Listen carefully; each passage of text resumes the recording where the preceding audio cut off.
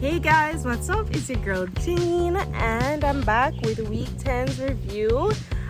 Yes, I got a flower from my son, so I'll be sporting it this video. We're outside together, touching some grass, doing this video. This week I felt the remnants of last week. This week the breakthrough that I had last week, I felt true happiness internally this week, and have felt that way ever since that day. I cried. I was tears of joy because I haven't been happy since becoming a mother. I think just I didn't have time to process becoming a mother. It's such an all-consuming job. I take it seriously, which is why I don't plan on having any more, because I believe parenting is one of the biggest jobs you can get, because everybody is a result of the parenting that they received. So I take it very seriously, and taking it very seriously comes with a lot of anxiety, a lot of thinking, a lot of I hope I'm doing my best, and it's just too much for me. I care too much, and that is the real reason I don't really want to have any more children. It's just, maybe I'll change my mind. I'm an evolver. Maybe I'll reach a stage in my life where I'm like, maybe this is what I want to commit to, but I definitely not right now for me. So this week was about recovering a sense of self-protection. So it talked about workaholism, which I have overcome already. You don't have to tell me to get some rest now, and I'm saving this story for a later vlog. Last year I crashed out hard. Was on anxiety medication. But I was just striving too hard to be perfect, great at everything, and it wrecked me. It burnt me out. Would 100% would not recommend. So if this is your sign that you need to rest, you need to rest. Okay, rest is important. So the workaholic one was telling me stuff I already knew. I love to work. I love to get things done. I love feeling productive, but I also like feeling rested. So that part wasn't, like, I was wondering if the whole chapter was going to talk about that, because I'm like, wow, after last week was so amazing, and then this week is like, okay, tell me something I don't know.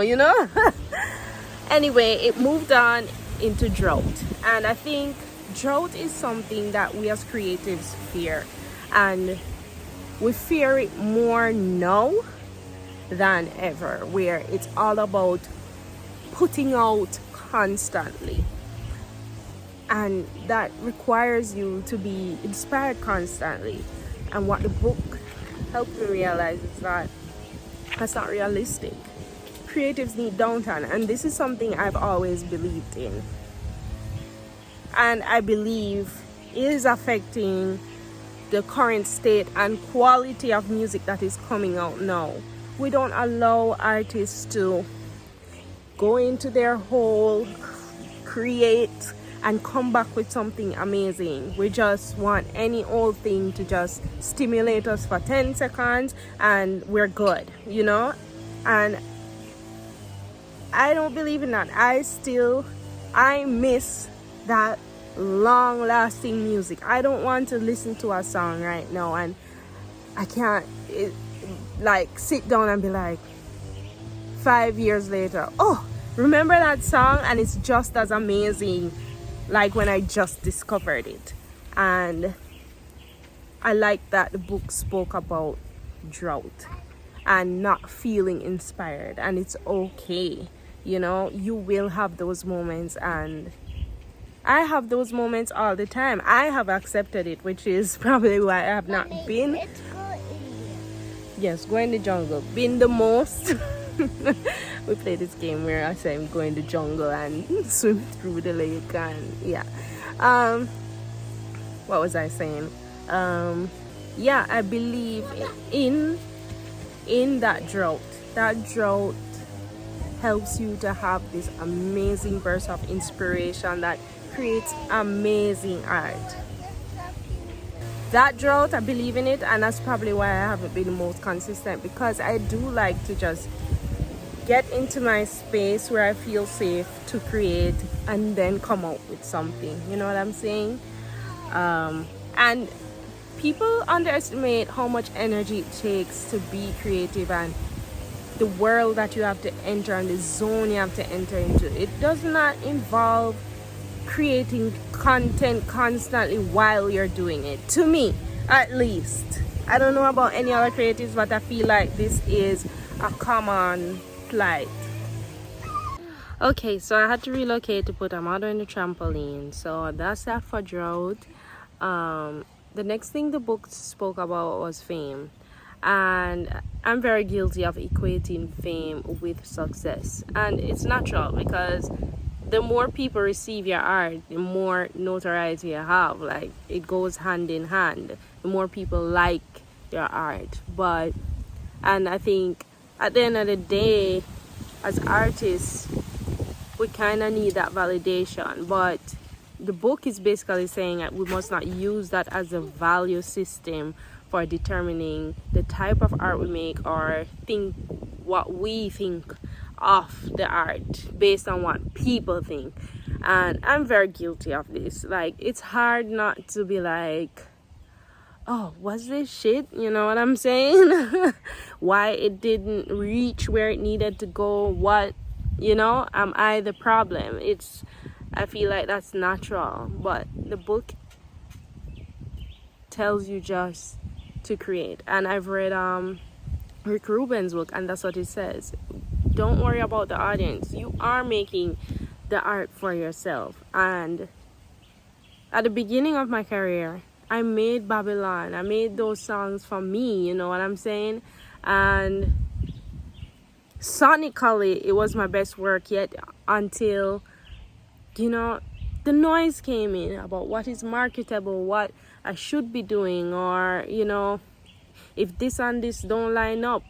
That was just raw me. And I think what the book has done is strip away all of that noise and return me to that state. And I am now actively working on a project that is just what I want to do. I don't know if it will be well received, but it's what I want to put out right now, and that's what I'm working on, regardless of if it gets big or not. I am kind of committing to myself to just put out the music I want to make without everybody else's expectations of what I should be doing, what should be marketed, or, you know. And it's, as I said, I've kind of shifted my focus from music. Oh, my flower. If it works, it works. If it doesn't, that's okay. I have my music on a playlist and actively listen to it because I actually love it, you know. I want my songs to listen to, the ones that I want to release. I want them to listen to relate to, because I'm a fan of myself. So we don't need to use fame to determine our art, and I love that. I'm there personally. The next thing the book spoke to was competition, and I love that you said that there's nothing original, so you can stop fret over that, like, oh, I'm coming with this, never been done. Yeah, and I'm guilty of that. I'm heavily influenced, and even though it is original,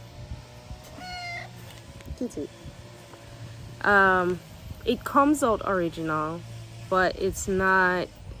There are things in there that has been done before. As it relates to competition, I have actively only try to compete with myself. I only want to get better than my last, or be better writing than the last thing I put out. So I've never really, you know, competed. I'm maybe guilty of like competing like visually or somewhere else, alley, but I don't, not with my musical progress. But I love how the book is like, you don't need to, and this is what I do, I don't focus on why this person got chosen over me. I focus on, am I doing what I need to do, you know? I don't, as I said, I'm in previous vlogs, I'm not an envious person. I don't look over into the next lane. I focus on my thing, you get me? Because while I'm over there watching the person is doing the work, and I have to just, everybody's path is different, that's what I believe, and it's about the journey, not the destination. So I can't focus on somebody else's end result, because my end result is completely different. See, I've outlined it. Did I work on my play today? Did I make the deadline to mail it off? Those are the real questions. Are you doing the work that you need to do? Improvement comes with doing it more. So that's all you need to do. Stay focused on doing you more. Now the exercises, I love them. There weren't any deep work for me. The deadlies, alcohol, drugs, sex, work, money, food, I put that in a jar. You take it out and you write 5 negative things about it. So that was fun. A list of the things that, little things that I love, like my mother's cooking, you know, and the awful truth. I'm pretty honest with myself, so it asks you like, what do you plan to do about the habit that's blocking you? I have a bad habit of doom scrolling because I'm stressed. Don't trouble Kitty. Doom scrolling in my downtime. I do a lot of doom scrolling, a lot of phone time, games, just to kind of just mellow out my mind from the motherhood and being overstimulated, and all it does is overstimulate me more. So, and then they ask you to put a bottom line to it, like set boundaries on yourself. So I did that. So overall it was like a continuation of last week, but last week definitely impacted me in a way of, you know, even my recording process is better. I'm more intentional with my singing. I don't sing with my thoughts as much. I just sing with the emotion and the intention of each word. I realized, you know, what was holding back my singing ability or my recording, my artistry, is that I am thinking ahead while I'm doing. And I am now able to just literally sing in each moment and each feel. Well, at least I'm getting better at it, you know. So I'm happy, and I'm actually actively working on more music, this project, you know. And remember all those weeks of like, I'm not thinking about music, but this is like an active thing on my to-do list, among the other things of like my different approach of like, listen, I'm not waiting on anybody. I'm going to get that big bag and bet on me. And sometimes that doesn't involve music. It involves some other thing that can get your money up for right now till you can invest in your music the right way, your art the right way. It won't be a 9 to 5 for me, because personally I don't think 9 to 5 pays you enough to invest in anything, not with time or money. So definitely just laying low, grinding and working on this music, and I feel good, I feel happy, I'm grateful, I'm happy to be healthy. and just in a good space. So I'm soaking it up, and I'm looking forward to the end of this book so I can fully just take everything I got from it and run. So on that note, like, subscribe, leave your comments and thoughts. Yeah, and I guess you'll see me next week for week 11. That's 2 more weeks. Can you believe it? I did it. I stayed focused. I pushed through. I exercised through the whole thing like the contract said. And yeah.